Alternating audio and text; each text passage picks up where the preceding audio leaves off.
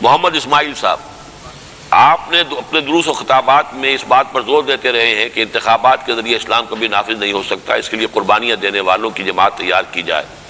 یہ فرمائیں کہ قربانیاں دینے والوں کی اگر جماعت تیار ہو بھی گئی تو اس کا طریقہ کار کیا ہوگا؟ بقول آپ کے انتخابات کے ذریعے نفاذ اسلام کا مقصد حاصل نہ ہو سکے گا تو آخر کس طرح قربانیاں دینے والوں کی جماعت جدوجہد کرے گی؟ کیا تحریک بحالی جمہوریت المعروف BMRD کے طرز پر یا کسی اور طرح مثال کے طور پر پریشر گروپ کے طور پر یہ جماعت کام کرے گی؟ کیا پاکستان میں یہ معجزہ نما ہو سکتا ہے کہ دینی جماعتیں فقہی اور قیادت کے اختلاف کو بالائے طاق رکھ کر قیادت پر اتفاق کر لیں تو یقیناً ملک اور قوم کے مفاد میں ہوگا؟ دوسری بات تو ایسی ہے کہ جسے کہتے ہیں تعلیق بالمحال، کسی چیز کو ایسی چیز سے ٹانک دینا کہ جو تقریباً ناممکن ہو، تو مجھے تو ناممکنات میں سے نظر آتا ہے کہ وہ قومی قیادتیں اپنی چھوڑ کر کسی ایک پر جمع ہو جائیں۔ جو بات میں کہتا رہا ہوں وہ یہ ہے کہ کم سے کم وہ لوگ جو الیکشن کے ذریعے سے سمجھتے ہیں کہ یہاں اسلام آ سکتا ہے، انہیں یقیناً ایک ہو جانا چاہیے الیکشن کے میدان میں، ورنہ ہر ایک کے لیے وہی ہوگا جو ہو رہا ہے، تباہی ہے، بربادی ہے۔ باقی یہ کہ جو آپ نے پوچھا میرا طریقہ کار، وہ پتہ نہیں آپ نے یعنی اگر میرے دروس و خطابات سنے ہیں تو اجمالی طور پر تو آپ کے سامنے بات آئی ہوگی۔ آپ نے لفظ استعمال کیا پریشر گروپ، میں سمجھتا ہوں کہ یہی صحیح لفظ ہے، لیکن پریشر گروپ جمہوریت کے لیے نہیں، پریشر گروپ امر بالمعروف نہی عن المنکر کے لیے۔ یہ منکر ہے، اس کو بند کرو، ختم۔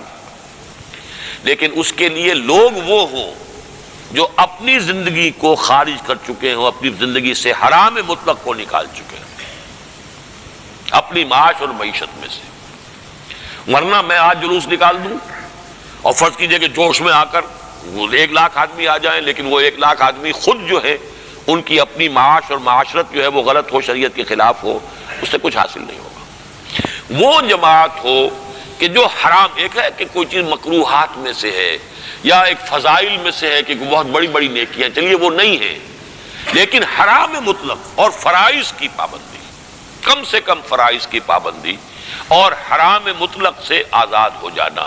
جو لوگ یہ کام کریں وہ جمع ہوں، ایک جماعت بنے، اور وہ جماعت صرف یہ کام کرے، دعوت دیتی رہے جب تک کہ اپنا بیس اتنا مضبوط نہیں ہے۔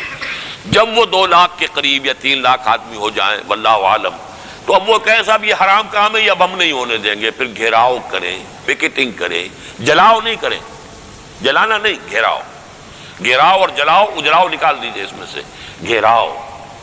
یہ کام جو ہے مثلاً شیعوں نے کیا ہے پاکستان میں۔ جب یہ ضیاء الحق صاحب نے زکوٰۃ آرڈیننس نافذ کیا، 50,000 چلے گئے پرامن، کسی کو کچھ نہیں کہا انہوں نے، اور سیکریٹریٹ کا گھیراؤ کر کے بیٹھ گئے کہ ہم نہیں اٹھیں گے یہاں سے جب تک کہ ہمیں یہ ضمانت نہ دی جائے کہ ہم سود نہیں دیں گے، ورنہ چلاؤ ہم پر گولی ہے۔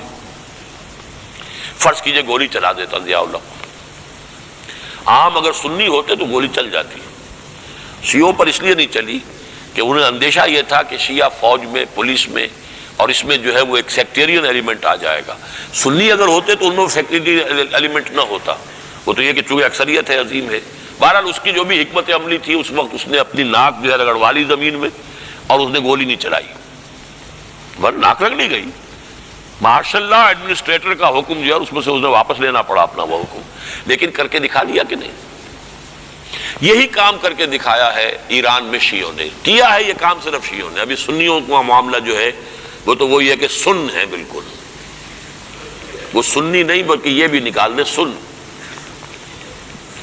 تو یہ ہے صورتحال، لیکن وہ طریقہ موجود ہے۔ الجزائر کی بات کرتے ہیں، میں کہتا ہوں ایران کی بات کیوں نہیں کرتے؟